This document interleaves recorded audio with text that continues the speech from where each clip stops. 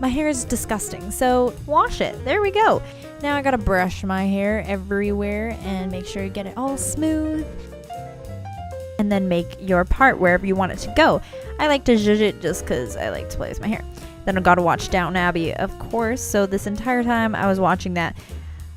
And don't mind my face, I make some pretty weird faces. On the very top of my head, I like to go straight back from the front to the back, making sure that I'm rolling towards the back of my head. Next, I go directly below those on each side and I roll down. I had to open the door because I had just had a shower and it was getting way too hot and it was just kind of gross. I like to do these in rows so that I get the nice S waves that I'm looking for. Shorter hair is harder to roll, but you just gotta do what you can, you know? The back of my head, I can't see. I don't use a secondary mirror, but, you know, just do the best you can. That's what I do. It works out. I use my hands to feel the rows to make sure they're where I want them to be. The back, yeah, since I can't see it, sometimes I miss a little piece like that. Don't judge me.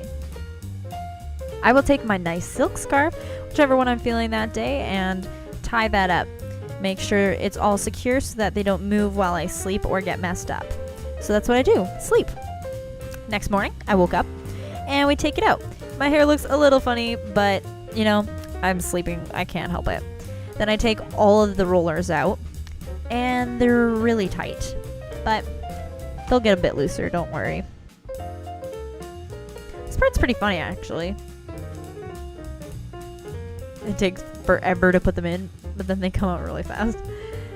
It's kind of cool to see what happens. So once I get all of these out, I always start from the bottom and go up. No particular reason why, it's easy that way. And it's looking great.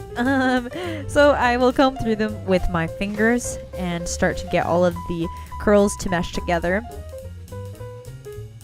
Next, I will take my brush and brush through everything. So I will brush everything once and then I go back and brush again.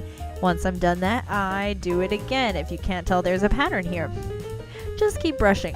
That's what you want to do here, is you just keep brushing until the curls form together in the way that you want.